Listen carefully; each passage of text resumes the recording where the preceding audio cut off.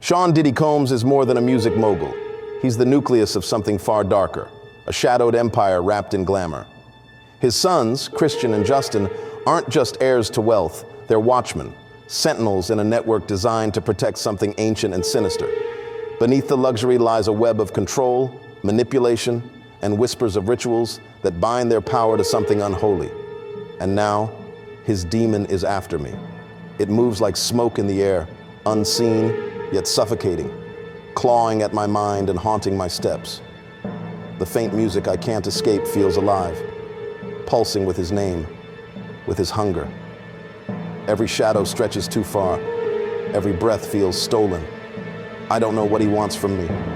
My silence, my submission, or my soul. The word is everywhere, seared into my thoughts and the world around me. Simon.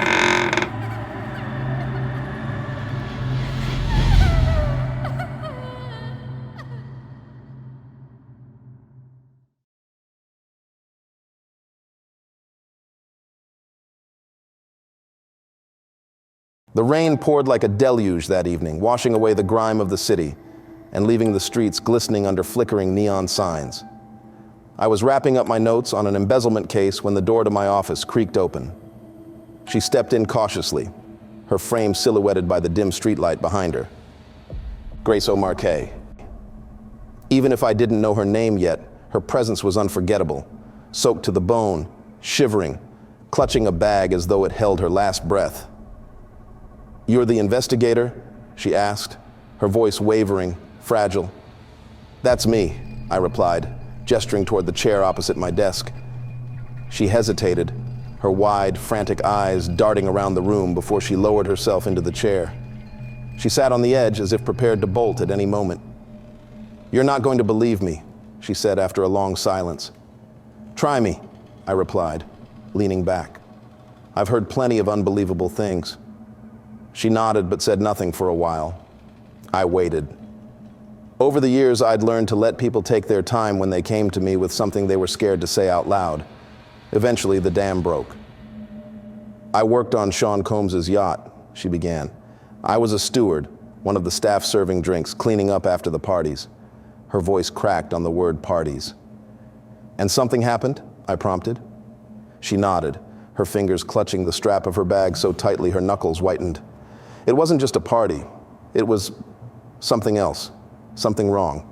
She paused, glancing at the window as if expecting someone or something to appear. "Go on," I said gently. "It started like any other event.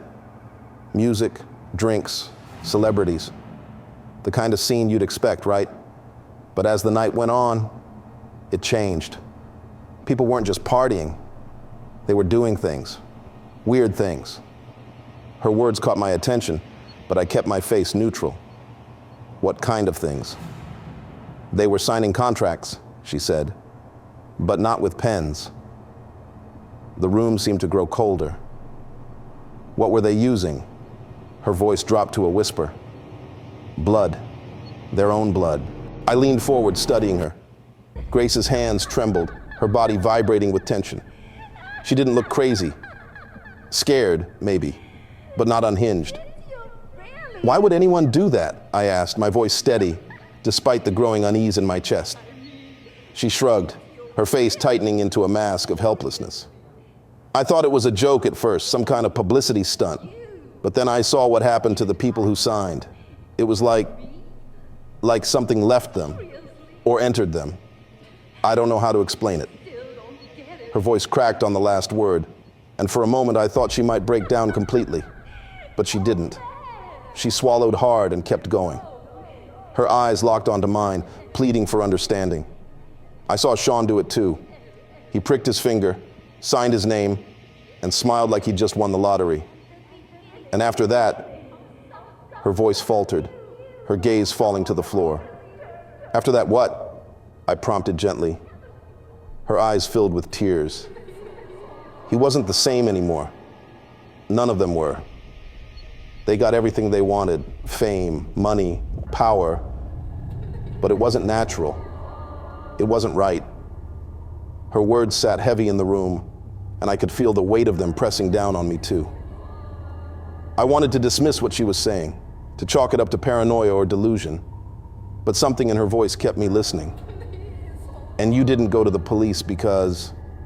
I asked. She let out a hollow laugh, the sound brittle and empty. "Because who's going to believe the yacht steward?" "Hi, officer. Sean Combs is making people sign blood contracts, and now they're possessed." They'd laugh me out of the station. Her laugh faded quickly, her face growing serious again. "Besides, it's not just him. It's everyone in his orbit. They're all in on it. Christian, Justin, his whole circle. Even the people who work for him, they know something, but no one talks. No one does anything. And when you try, they come for you." "What do you mean, they come for you?" I asked, leaning in closer. Grace's gaze darted to the window, her shoulders tensing as if she expected someone to burst in at any moment. It started small, my phone acting weird, messages disappearing, people I worked with suddenly refusing to talk to me. Then Justin showed up. I raised an eyebrow. "Justin Combs?" She nodded, gripping her bag tighter. "He came to me after I left the yacht. I thought I was done, but he found me. He asked me to meet him in a hotel lobby, just him. No security, no entourage. He was polite, calm, even friendly at first. Said he just wanted to clear the air." "What happened at the meeting?" Grace hesitated, biting her lip. "He asked me to sign something. An NDA. He said it was just a formality, that it was standard procedure for people who worked on the yacht. But I knew better. He didn't care about what I'd seen on the yacht. He wanted me to keep quiet about his brother. About Christian?" She nodded, her expression darkening. "There's something wrong with him. I don't know what it is, but he's different. I've seen him at parties before, and he was always this charming, fun guy. But after the yacht, he changed. He barely talks, barely even looks at people. And when he does," her voice trailed off, and she shook her head, as if trying to push away the memory. "There's something in his eyes. It's like he's not there anymore, like someone or something else is." "And you refused to sign the NDA?" "Of course I did," she said quickly. "I told him I wasn't going to sign anything, that I hadn't even talked to anyone about what happened. He didn't get angry, not outwardly. He just smiled, thanked me for my time, and left." Her voice dropped to a whisper. "But the next day, the music started." I frowned. "The music?" Grace nodded, her eyes wide. "At first I thought it was in my head. Just this faint hum, like a distant radio playing. But it got louder. It followed me everywhere. In the car, in the shower, even in my dreams. It's still there, right now." She paused, her face contorting in fear. "And now I think he knows. I think they all know. They know I didn't sign, and they're punishing me for it." Her words hung in the air, a cold silence settling over the room. "How could they possibly know?" I asked. Her voice dropped even lower, barely audible. "Because he's everywhere. He's in the music, in the air. And I think he's in me too." Her words sent a chill down my spine, my rational mind straining to keep up with the surreal tale she was spinning. I wanted to dismiss it, to say she was imagining things, but the fear in her eyes was real. She reached into her bag, pulling out a crumpled sheet of paper. "This is one of the contracts," she said, sliding it across the desk. I picked it up carefully, the edges of the yellowed sheet fragile under my fingertips. Strange symbols were scrawled across the surface, looping and twisting in ways that made my head ache. Looking at them too long felt like staring at a bright light. They weren't meant for human comprehension. At the bottom of the page was a streak of dark, dried residue. It didn't take much imagination to figure out what it was. "Where did you get this?" "I took it before I left the yacht," she said. "I don't know why, I had to." "Do you know what these symbols mean?" She shook her head, her expression darkening. "But I think they're his." "His?" Grace leaned closer, her voice barely audible. "The one they talked about, the one they called to. He's what they signed for. The room felt colder as she spoke, the weight of her words pressing down on me. I set the paper down carefully, my hands trembling slightly. I believe you, I said, though I wasn't entirely sure I did.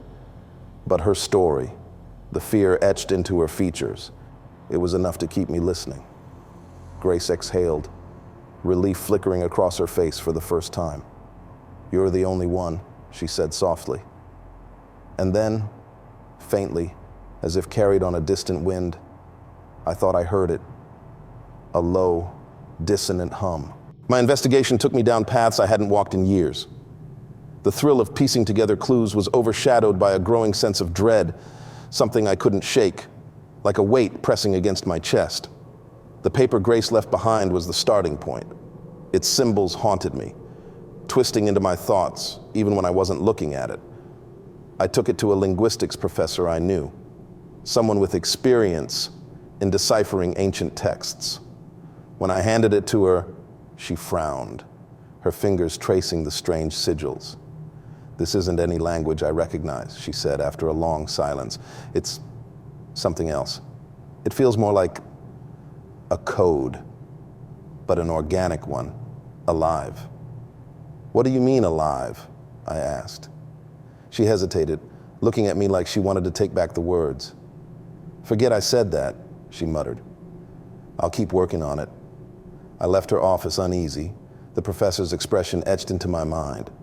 The next clue came from the photographer. His name was Ellis, and he'd covered one of Diddy's infamous yacht parties. According to Grace, he'd been hired to document the night, but hadn't worked since. Tracking him down wasn't hard. He hadn't left his apartment in weeks. His neighbors said they heard him screaming at night, yelling about shadows and whispers. When I knocked on his door, it took him 5 minutes to open it. "Who are you?" he asked, his bloodshot eyes darting around the hallway. "I'm an investigator," I said. "I'm looking into the yacht parties, the ones Diddy throws." His face went pale. "I can't talk about that," he said, starting to close the door. I caught it with my foot. "Ellis, please. I just want to know the truth. I think you do too." For a moment, I thought he'd slam it anyway. But then he sighed and stepped back, motioning for me to come in. The apartment was a mess. Half-empty bottles, crumpled photos, and papers strewn across every surface. "You want the truth?" he asked, his voice shaking. "Fine. Look at this." He handed me a stack of photographs. They were blurry, chaotic, but some details stood out. A crowd of celebrities laughing and drinking, red stains on the floor, and symbols painted on the walls in what looked like blood. And then there was the last photo. It was of Diddy standing behind a desk on the yacht. On the desk was a single sheet of paper. "That's the contract," Ellis said, his voice barely above a whisper. "I saw him sign it. I saw them all sign it." "What happened after?" "They changed," he said. "It's hard to explain. Their faces, their movements, it wasn't them anymore. And the shadows." He trailed off, his eyes darting to the corner of the room. "They're still here, watching." That night, the music grew louder. I was sitting in my apartment, staring at the photos Ellis had given me when it began. Soft at first, like the hum of a distant orchestra. But it wasn't music. Not really. It was a collection of sounds that didn't belong together, dissonant and chaotic, yet strangely hypnotic. I tried to drown it out with the television, but the sounds seeped through, weaving into every noise around me. The shadows in the corners of my apartment seemed darker, stretching farther than they should.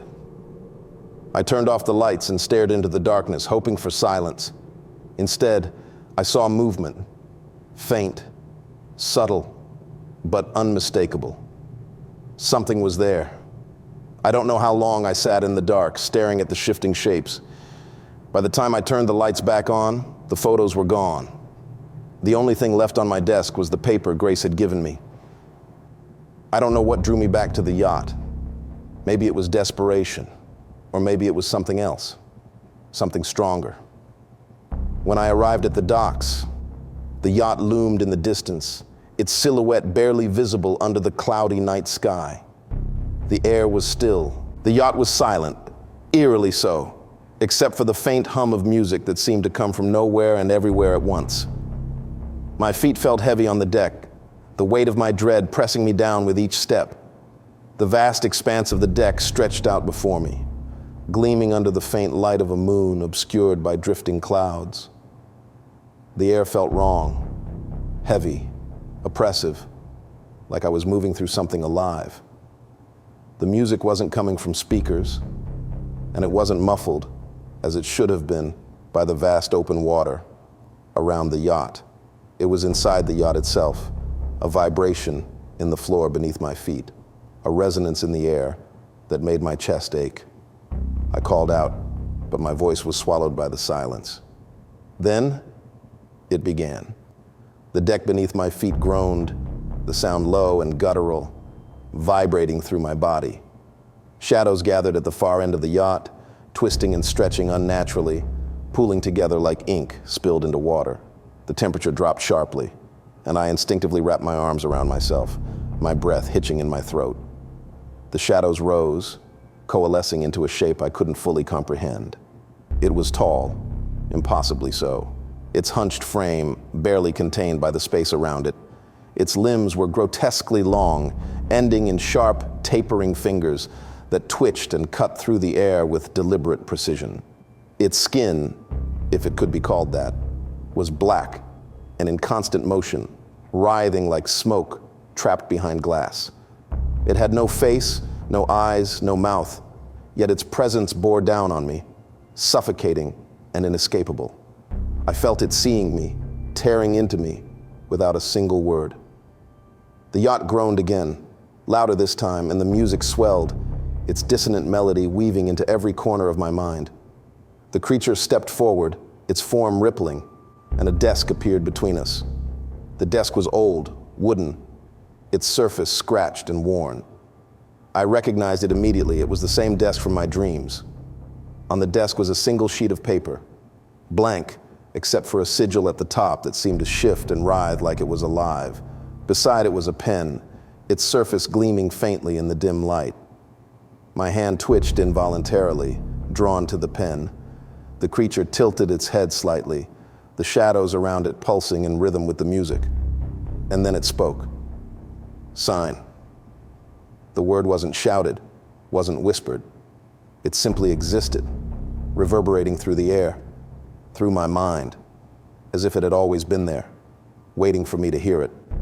I don't understand, I stammered, my voice barely audible. Sign. The word came again, absolute and unmoving, vibrating in my chest like a heartbeat. I shook my head. Number. I don't even know what this is. The yacht creaked beneath my feet, its sound almost mocking. Why should I sign? I demanded.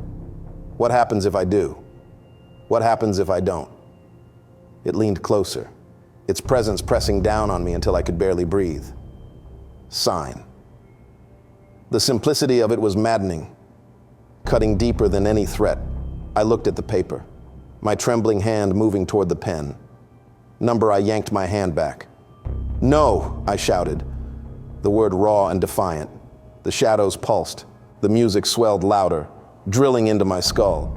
The yacht groaned, its timbers creaking as if laughing.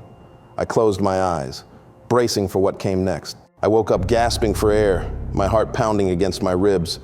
My sheets were damp with sweat, my body trembling as if I'd run a marathon. It was a dream, just a dream. The relief was short-lived. The music was still there, faint but unmistakable. It wasn't coming from any particular source. It was simply there, weaving itself into the silence of my bedroom.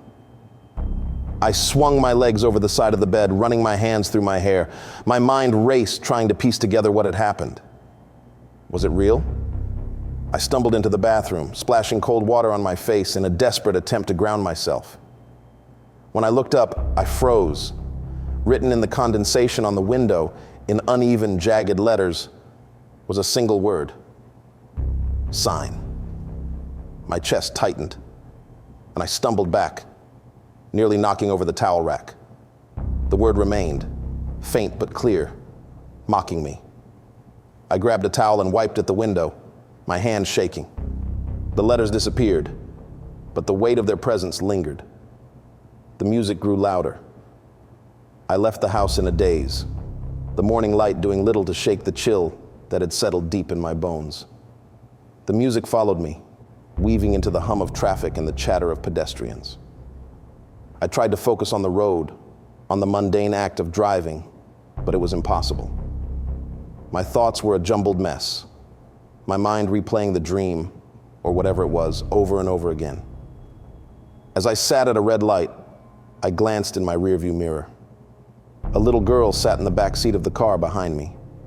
Her hair was neatly braided, her face blank. She held up a piece of paper against the window. On it, written in bold black letters, was a single word: sign. My breath caught in my throat, and I stared at her, unblinking. She tilted her head slightly, her expression unchanging. The light turned green, and the car behind me honked. I snapped out of it, my hands trembling as I pressed the accelerator. The little girl's face stayed with me. Her empty gaze burned into my mind. Everywhere I went, the word followed. At the coffee shop, the barista handed me a receipt with signs scrawled across the bottom in place of a signature line. At the gas station, the digital display on the pump flickered, the letters forming the same word over and over. Sign, sign, sign. I don't know how much longer I can live like this. The music is a constant now. It's no longer faint, no longer something I can ignore or drown out with noise. It's everywhere, blaring in my car speakers, whispering from the vents in my office, humming in the silence of my home. And the word, sign. It's written on every surface, whispered by every voice, etched into my every thought. I see it in the most unexpected places. On the screen of my phone when I unlock it, on the cover of books I haven't touched in years. People I pass on the street mutter it under their breath, their eyes never quite meeting mine. I've started to wonder if it's only me, or if maybe it's spreading. The truth is, I'm scared. I'm scared to keep going, and I'm scared to stop. If I sign, what happens next? Do I gain everything I've ever wanted? Do I become one of those hollow-eyed people Grace spoke about? Someone who smiles with nothing behind their gaze? Or worse, do I lose myself completely? But if I don't sign, how does this end? The music is getting louder, the voice is clearer, the shadows darker. How long before it consumes me entirely? So now, I turn to you. What would you do? Would you give in? Would you take the pen, scrawl your name, and hope the torment stops? Or would you resist, knowing the torture might only get worse? Let me know what you do in the comments below. I want to know if I'm alone in this, or if there are others out there who might understand. And if you want to see what happens next, if you want to know whether I sign or resist, don't forget to like this video and subscribe. Your support keeps me going, keeps me telling this story, even as the shadows close in. I'll be reading your comments, hoping one of you might have an answer, hoping one of you can tell me what to do. For now, I'll keep fighting, but the music is getting louder.